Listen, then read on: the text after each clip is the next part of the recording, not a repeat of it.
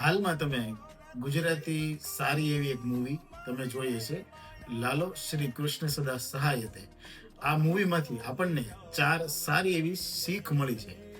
પેલું એ છે કે જ્યારે આર્થિક સંકળામણમાં આવો ને ત્યારે દારૂ કે ખોટા રસ્તે ન જવું જોઈએ.